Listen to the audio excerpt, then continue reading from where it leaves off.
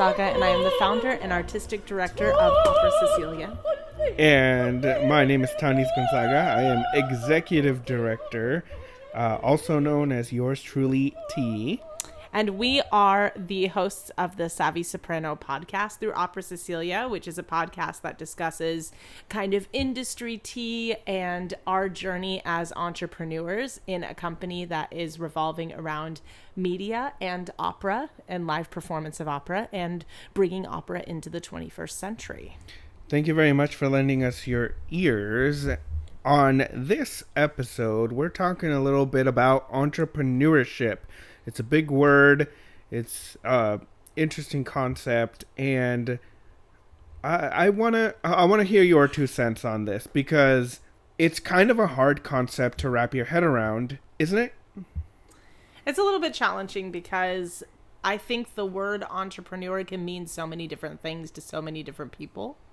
To me, entrepreneurship, and to many people, I think in our generation, it means freedom and flexibility. If you're able to be successful as an entrepreneur, of course, it takes a lot of hard work to be successful in many contexts. But if you are able to be successful, I feel like our generation's ultimate flex is not having the most fancy house or the most fancy car. Like, that may be all well and good, but it's having complete control over your life, you know, in the sense that you get to dictate your own schedule. You are earning enough money from multiple different streams of income that if something unpredictable happens with one, you have others swooping in to help you. And you can live wherever you want, travel wherever you want, because your work can come with you. And I feel like that's kind of maybe perhaps the more selfish reasons why Opera Cecilia was such an attractive route to take in this industry, is because of the infinite potential that it has, depending on how hard and consistently we work at it. But there were so many other more, I don't know, meaningful in this on from a worldly perspective, or meaningful from a I want to change the industry perspective. There were so many reasons coming from that standpoint that Opera Cecilia came into existence too. So why in the first place were you thinking, you know what, I'm one of those crazy weirdos that is gonna strike out on their own and I'm gonna make my own opera company? Well, I think it's kind of the reason why a lot of people become entrepreneurs. The motivation initially came from disenchantment. I think all of us opera singers or young opera singers are sort of told a trajectory that we're supposed to go, and we're told that it's manageable and that it can work for everybody, and that there isn't going to be as many bumps or cracks in the road along the way as there actually is, or as many barriers to entry. And I got disenchanted with the way things were being handled in the industry by big companies that I used to idolize or admire when I was young. I got disenchanted with the way that people who had families were being treated in the industry, how underpaid and vulnerable emerging artists were becoming in the industry. And just overall, like, I know there's wonderful people in the industry and wonderful people working for big companies, but at the same time, I was kind of sick of following their rules. And I was at a crossroads at that point. I could choose to be sad about it, but still complicit, you know? And still just kind of accept that that's the way things are and try to be successful within that industry, even though it sort of sucked for me and was not making me happy. Or I could choose to turn that disenchantment into inspiration and allow my more creative side to come forth and to create something completely new that is the stamp that I want to make on the opera industry, to hopefully make it maybe a little bit of a better or more hospitable place, or at least inspire other bigger entities to know that they can change things and that we aren't stuck where we are. Could you talk a little bit more about feeling stuck where we are in the industry? Because I'm not entirely sure I follow that train of thought, or if our listeners might understand what you're talking about. Yeah, for clarification, I think that there's a lot of talk in the industry, especially among older generations and in voice instructors and stuff, to emerging artists, like I got a lot of this when I was really young. Oh, this is just the way things are. You know, you're going to get creepy conductors, creepy artistic directors, creepy veteran singers that kind of, I don't know, can prey in really unfortunate and violating ways on emerging artists. You're going to get people trying to take advantage of you. You're going to get people who are insincere. There's a lot of, there was just like so many stories of like infidelity among couples in the opera industry, and families having a really hard time because of the nature of the career, and everybody was just kind of like complicit with it, and they were just like, this is how it is. It's always going to be application fees, young artists having to fork out $8,000 a pop just to get role experience, sopranos not getting the industry catered to them when we're the largest demographic of singers in the industry. Like I could go on and on. But I was always just told over and over whenever I brought one of these issues up that this is just how things are.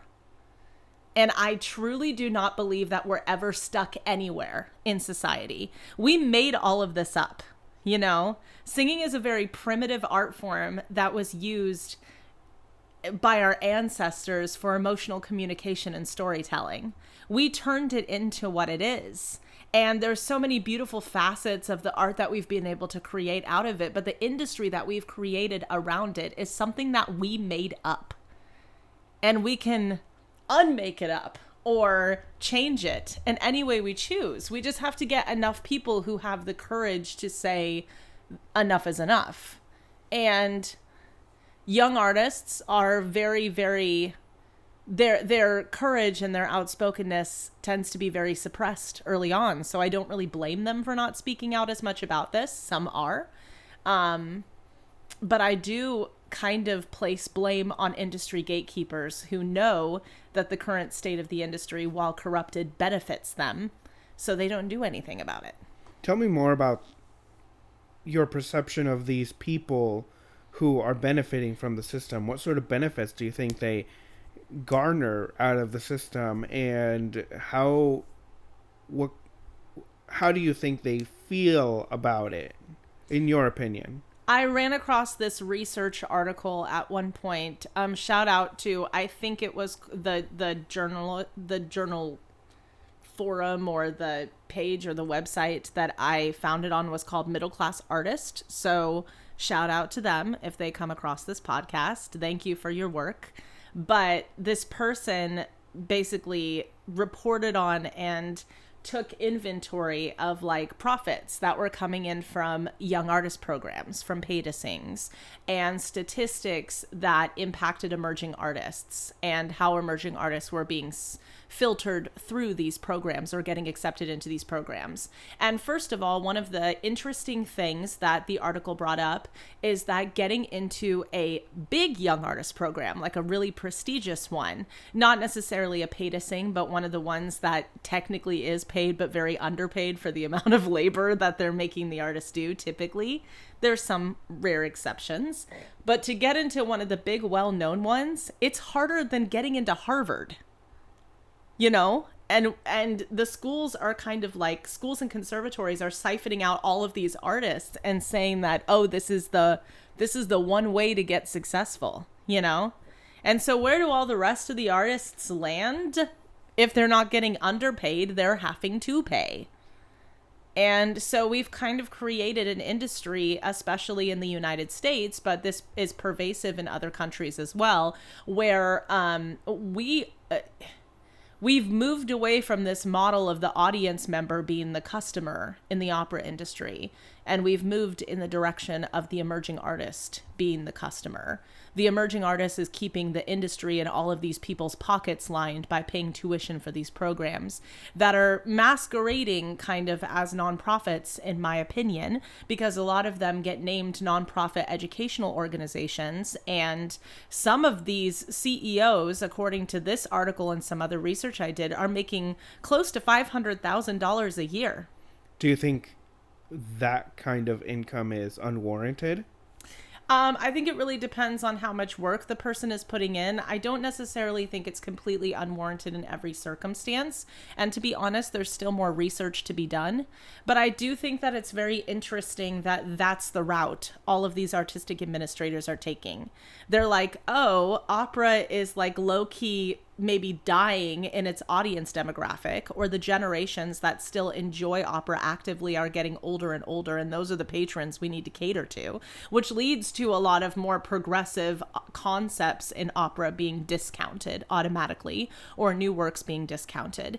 But at the same time, I just kind of feel like they were like taking an opportunity to capitalize on emerging artists, because we were so hungry and we so badly want to be a part of this art form. I've met so many that are like that, including myself at various parts of my career, because I did a few pay to sings, especially during my undergrad years.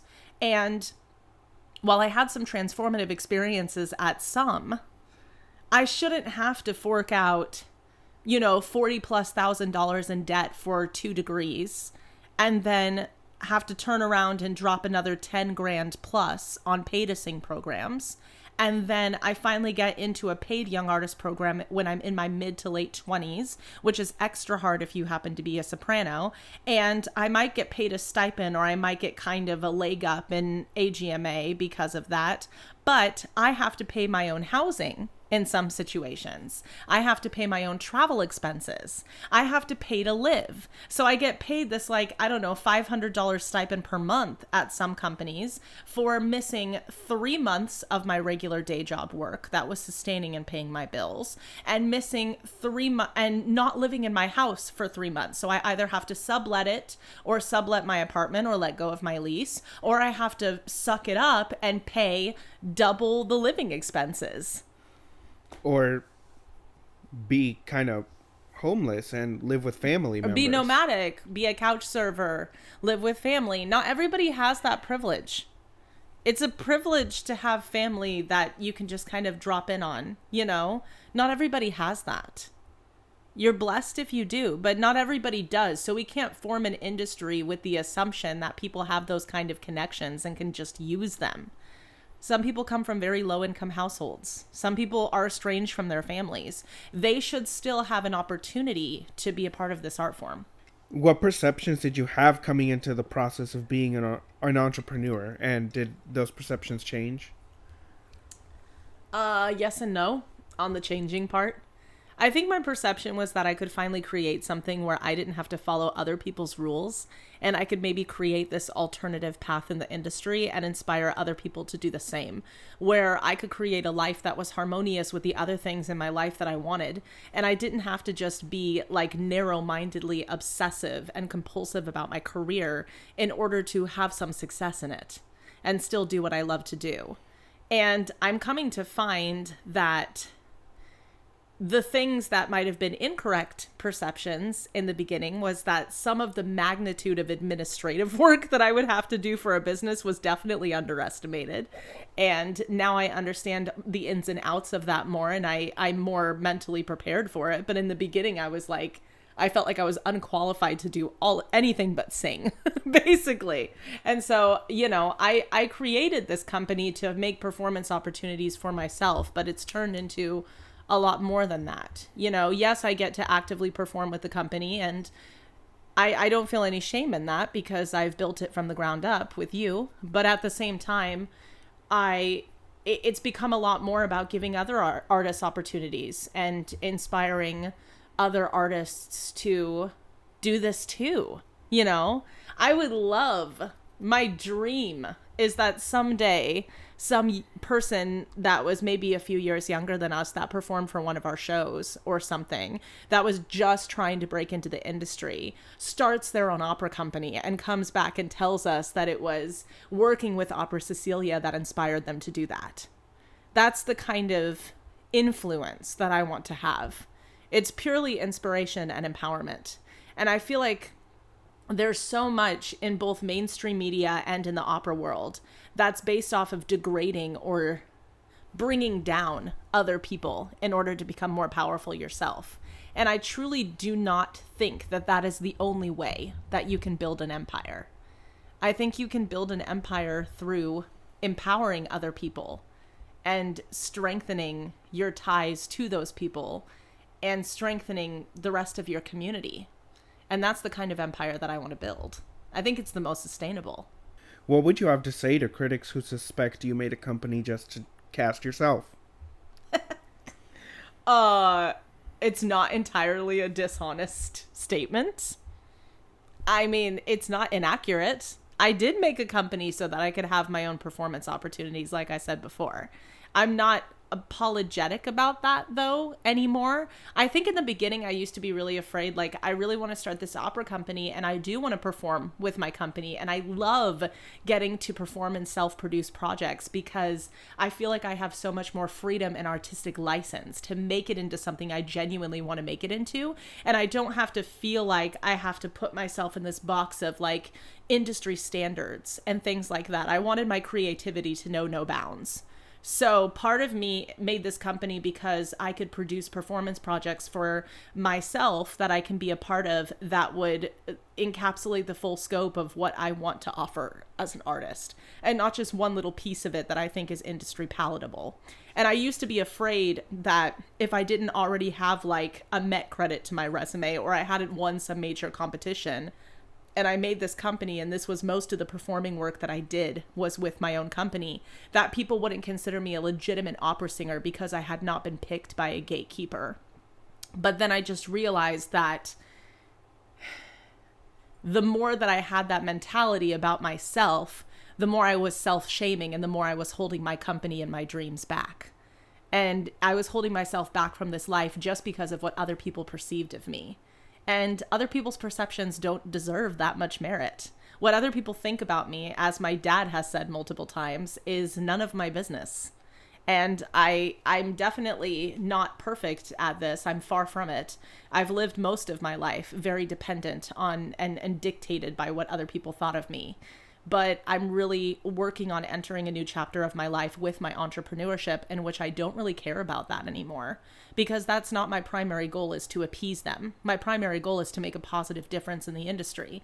And that comes with me being able to share my art as an artist and as a singer, because my love for singing and my ability to sing is what inspired this company in the first place.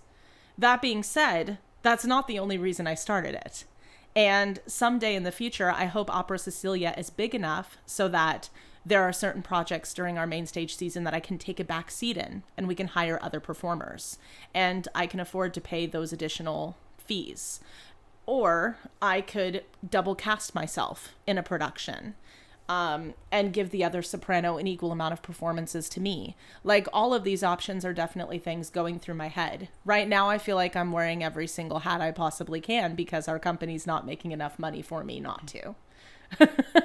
But someday, as it grows, the opportunities for others will grow. So at this point in time, we're not quite 2 years into this. Yeah, we're about a year and a half. Officially. I want to talk a little bit about the evolution of this, because I remember back when we were dating, when you had one student that you had to drive to their house. You used to do house calls basically with teaching, and I just remember this one teenage student that you would go to their house and do voice lessons. Yeah. Among other few students. But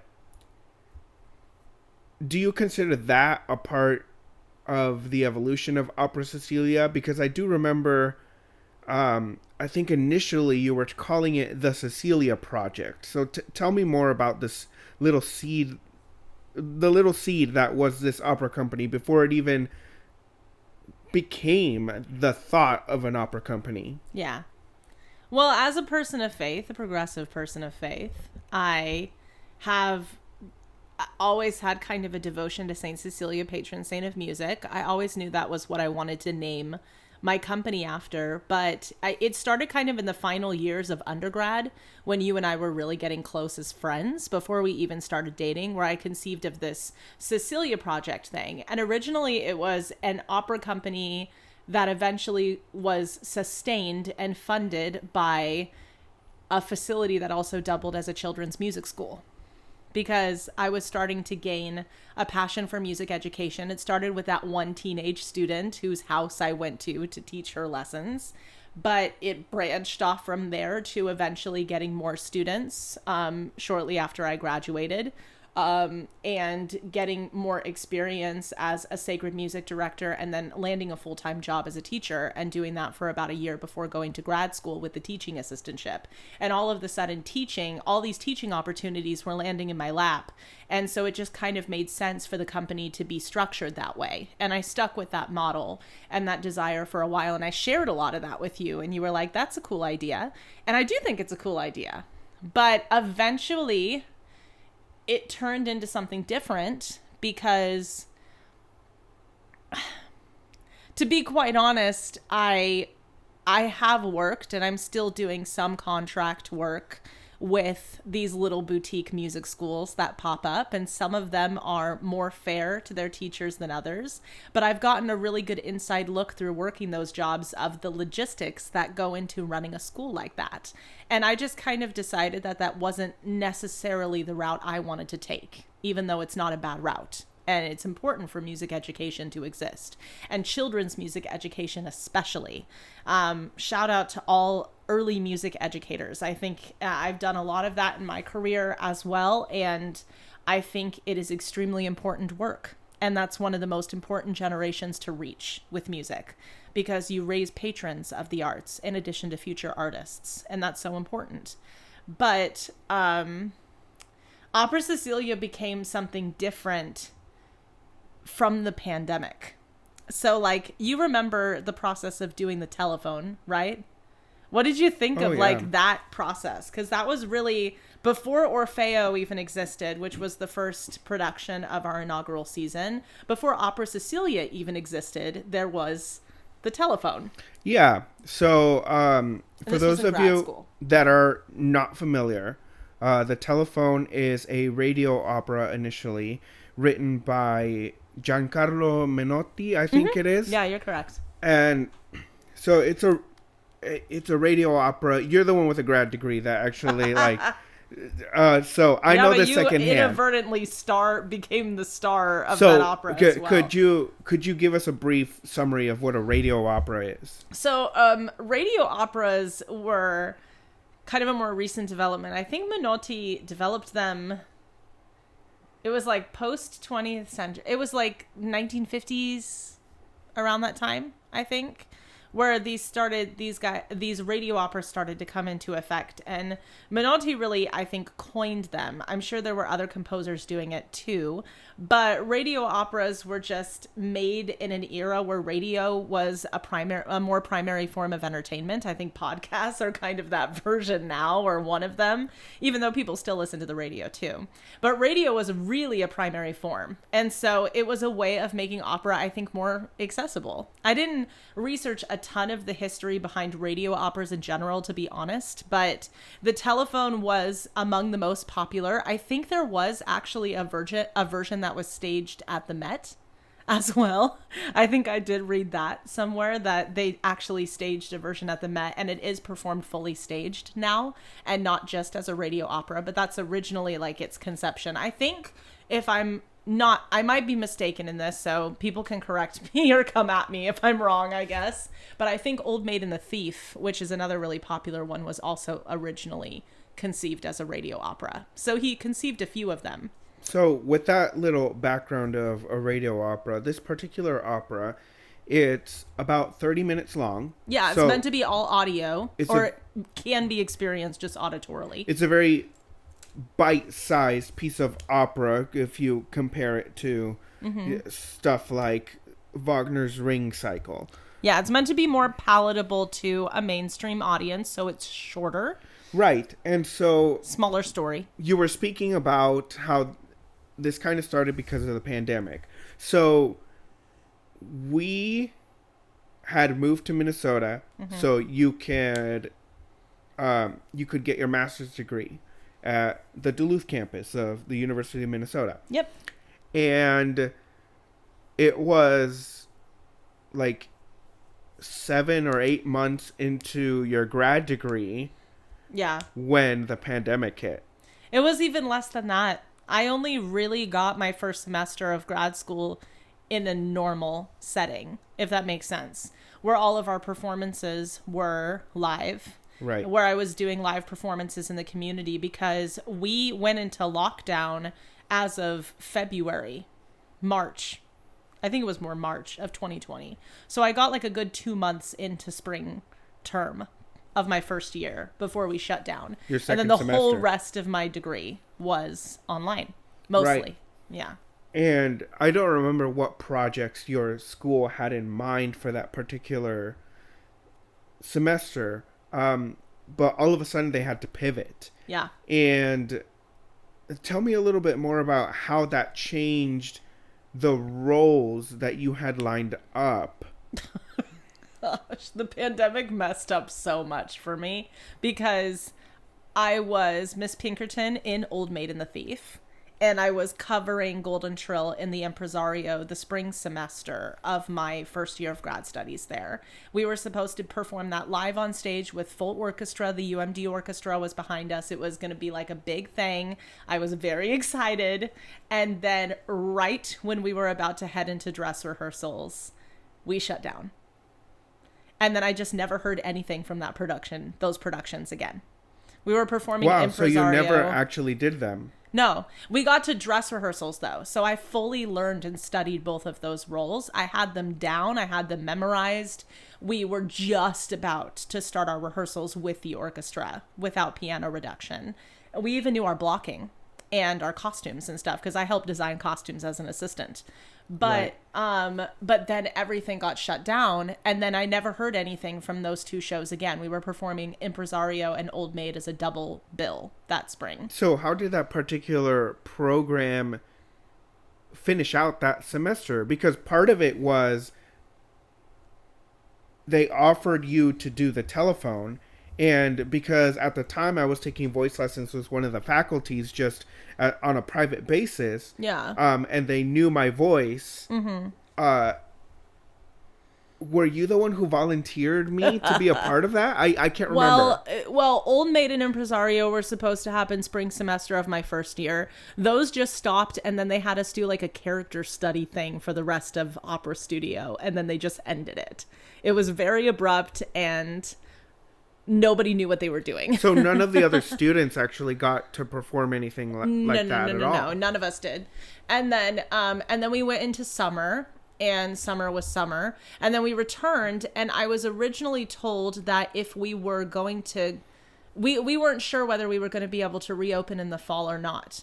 But they were trying to make it the performance for fall in the Opera Studio relatively low maintenance, but they still wanted to give grad students opportunities for roles, especially, and things like that, which I appreciated their attempts. But they told me that I was going to be Lucy in the telephone, and that we were going to do the telephone as kind of a double bill performance with a big opera scene showcase, and that I would also perform in some of the scenes. And that's what they originally told me during August, right before we were supposed to start back in September.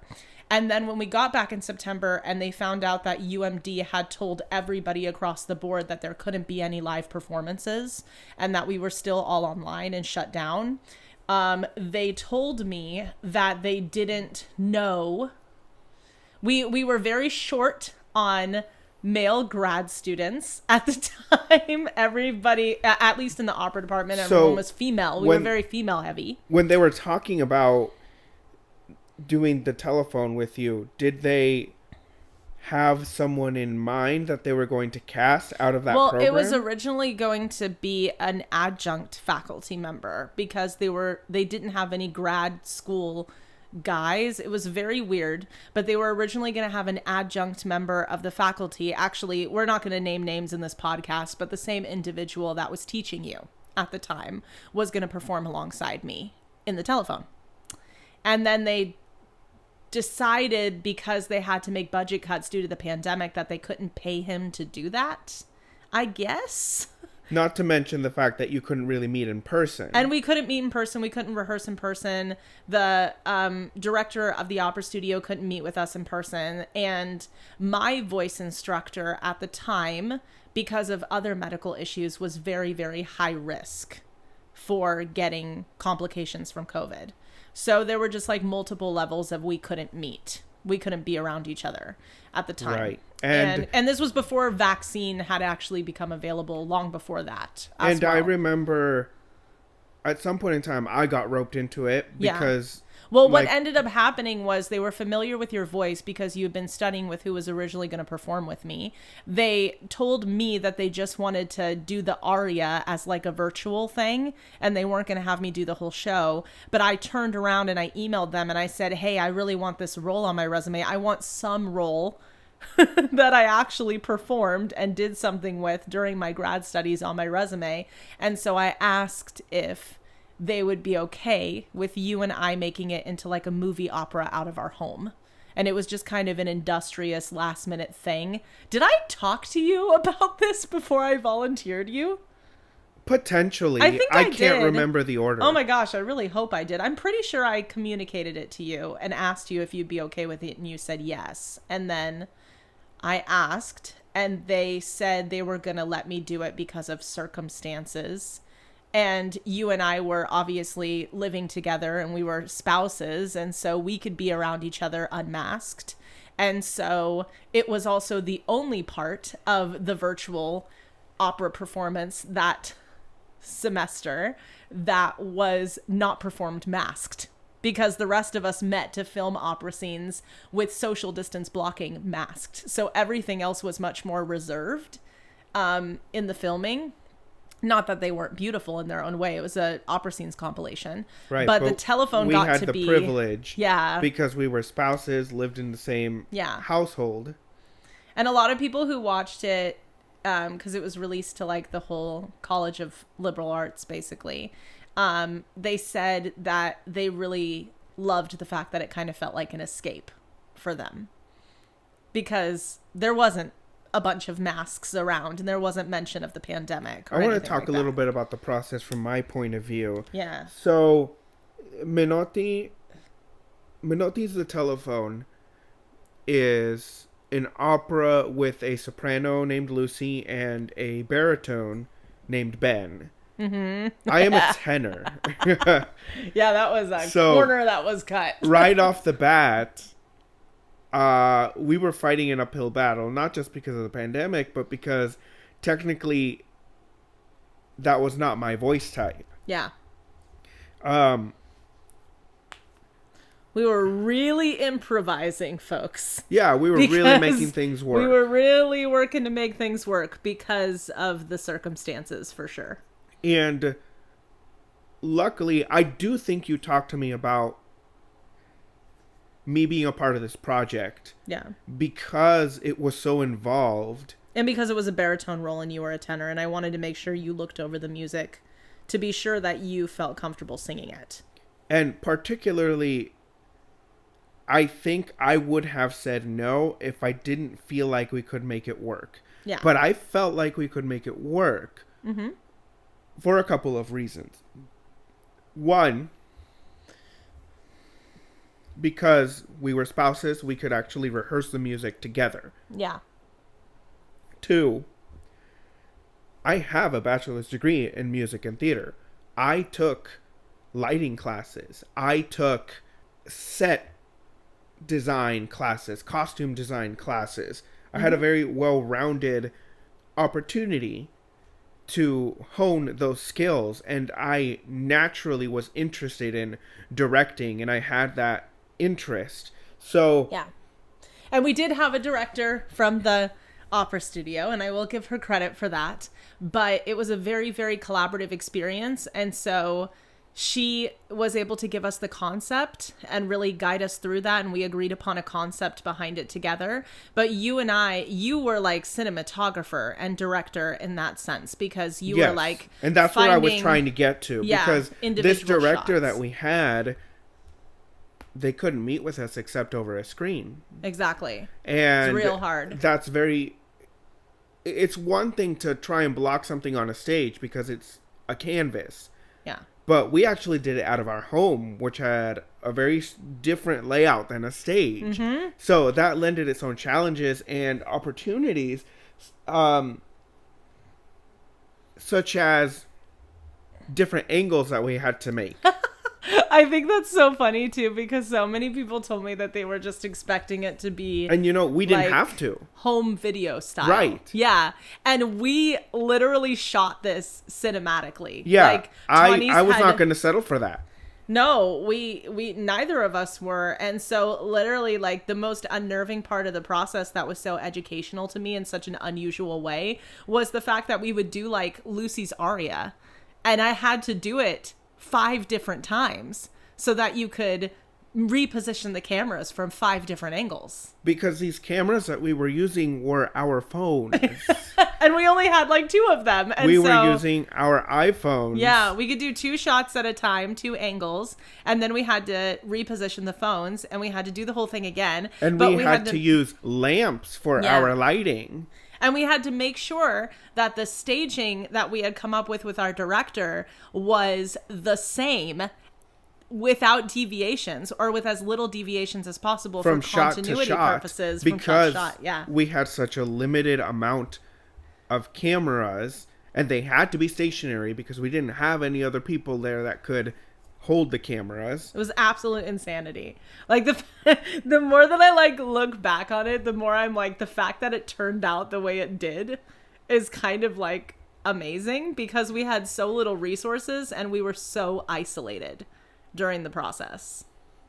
And we had, to me, that was a huge learning experience. And to me, it was so rewarding, because not only did I get to sing something when I felt like that was no longer really going to be a part of my life, but I got a chance to be so creative, and it was difficult because I had never done something like that. Yeah. But I do think it turned out really well. It's definitely rough.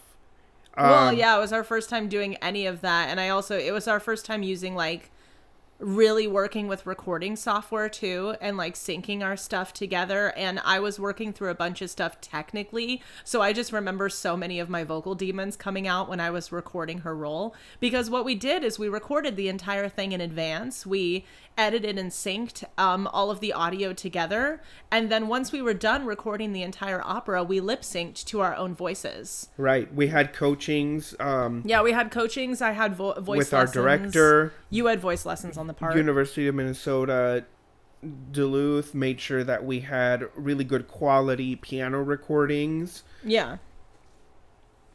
And just that whole experience.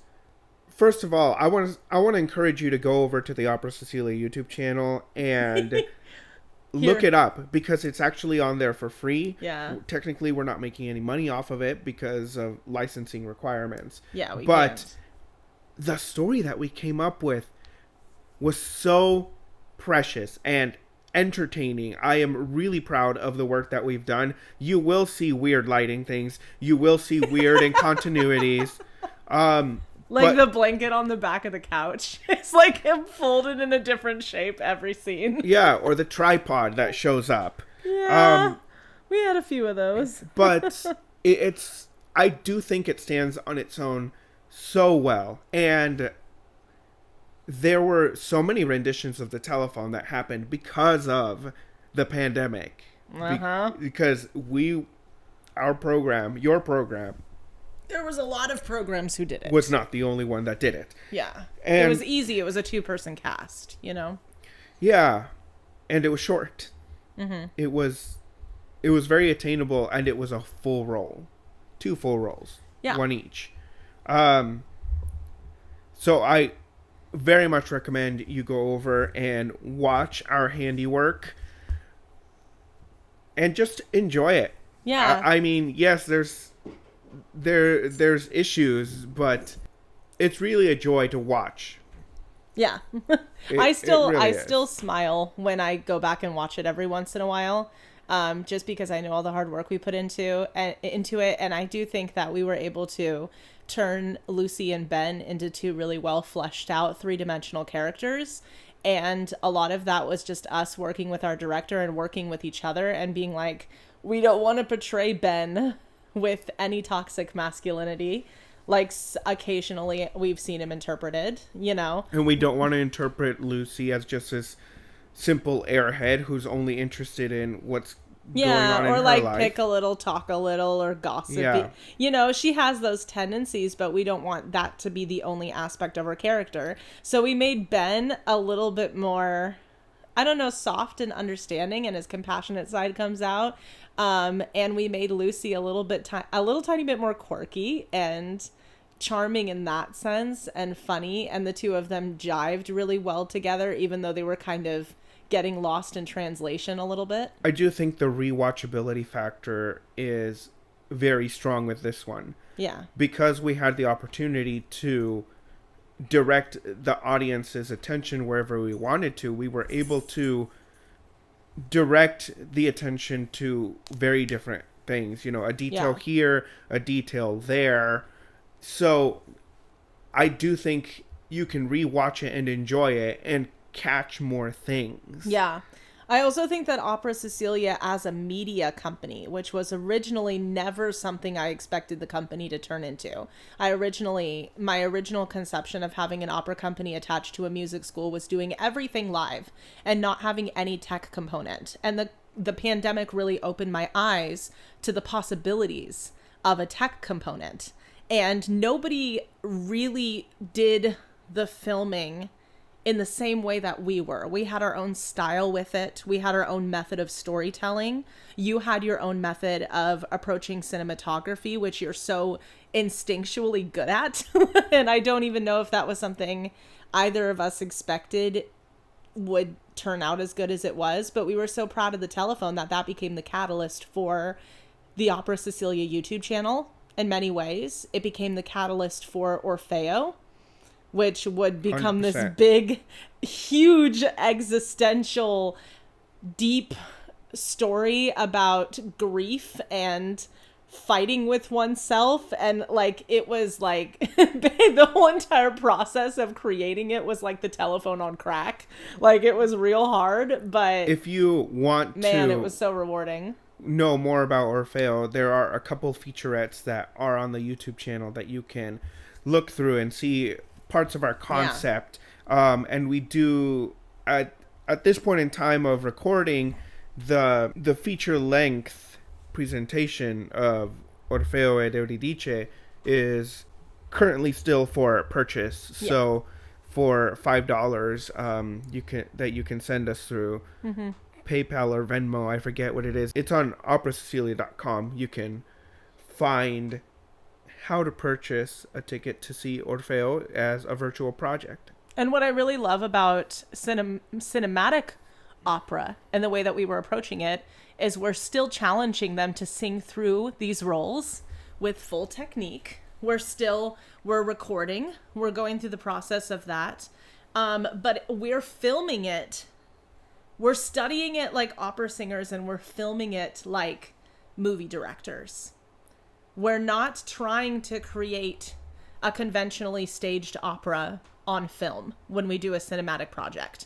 We are creating a feature film with an opera. And so we kind of aim to create every single show to be its own little universe and its own little world that you can dive into. And our first season, we really got that in with Orfeo. We did a little oratorio art film for Messiah by Candlelight, which is also available for free on the Opera Cecilia YouTube channel now. Artists for Peace was a benefit concert for Ukraine during our first season. That was all digital. And one of the amazing possibilities of digital content that was opened up to me during that experience was the fact that we could collaborate with people from different countries. And like all of a sudden my eyes were just getting open to all these ideas. And so now Opera Cecilia has developed into OC LLC, which is a media and opera company. And our YouTube channel and the tech used for our podcast series and all the other technological components to our company are just as vital of an aspect of our company as our live performances are. And we still are dedicated to live performance. We still want that to be perpetuated in the opera world. That's the original way this art form was supposed to be done. But why not make opera flexible and malleable and combine it with other mediums and create something even more fascinating? Opera does need to evolve. I do ardently believe that if there's no flexibility in how we view and enjoy opera, Yeah. it might as well belong in a museum. Yeah. And there's no reason why historical opera companies that only perform things in a historically informed way can't exist. They totally can, and they can exist. I can't speak today. They can exist in harmony with people who are pushing the envelope of what opera can do, pushing the boundaries, making the scope of operatic performance bigger and more accessible to mainstream audiences that are used to consuming different kinds of entertainment. And that can help the industry thrive in the same way that historically informed opera companies can. We don't have to be opera purists. We can both exist. And so for you and I, it's about breaking conventions, breaking rules, giving emerging artists opportunities. And that's kind of what became the mission behind the company. We're doing a cinematic version of Rusalka, an abridged version of Rusalka this year that I'm so excited about. We have the most amazing cast. And I'm not talking about me and you just only. We brought in some amazing performers from our virtual blind auditions and a member and a longtime collaborator with us, a member of our artistic team, to be a part of this project, and it's just going to be fantastic. So please check that out coming in the summer of 2023. And our other virtual content, we're doing a continuation of the audio opera scenes turned fairy tale. We made an original fairy tale that incorporated opera scenes sung in English translation called Through the Looking Glass, that was released as an audio play with visual images to the YouTube channel. We're also gonna probably release that as a podcast at some point, but we're creating a YouTube audio play podcast series called Through the Looking Glass Myths and Legends, that continues the lore and the fairy tale nature of Through the Looking Glass universe, but it incorporates smaller short form stories in periodic episodes. And we have Crossover Cabaret, which is another virtual project with musical theater. Like, the scope of what opera can do and can be, and what opera singers can do in their careers, and how they can make money, massively, like, it's only as small as we make it, or it's only as big as we make it. And at Opera Cecilia, even if we're a small company right now, I want so badly to make that scope so huge. Yeah, exactly. So if any of you listeners out there are really excited about seeing these projects and watching how our company evolves, we encourage you to support us in any way that you can. Go over to the YouTube channel, subscribe, leave a comment, like videos. Buy merch. go to operacecilia.com. We have a merch store on there. You can buy items with our logos on it, and all of that goes directly into funding this dream and supporting young artists. I am 100% wanting to also emphasize the point that this support that you're giving us goes into emerging artists' pockets. That's the goal. The vast majority of every single budget that we have for every single project goes to its artists. And that's not even really us right now. That's the artists that we hire out right now. And hopefully us a little bit more in the future, because we want to be able to sustain ourselves with this business so we can devote our whole lives to it. But That being said, it goes right into the pockets of emerging artists. It goes into the pockets of local artists. It goes into the pockets of the artists that we hire to be a part of these projects. And the more support that we receive as a company, the higher that fee becomes, because we want the vast majority of our budgets until the day we die with this company, until someday, well, hopefully maybe this company will live well beyond us, but for till the end of time, we want the vast majority of every single budget for every show to go into the pockets of our artists. I don't care if we have to be more bare bones with other things like sets, costumes, stuff like that. The art will speak for itself, especially if our artists are happy and paid as well as they possibly can be. And I don't feel like I'm paying artists as much as I want to right now, even though we're paying them as much as we are capable of. But I know that number can get bigger with continued support and as this company continues to grow. And that's something that makes me so excited, you know? So you're contributing to a good cause, I guess. Thank you very much for lending your ears to us during this hour podcast. And please continue to support Opera Cecilia. Watch out for more podcasts coming in the future. More episodes of The Savvy Soprano. And until next time, keep singing.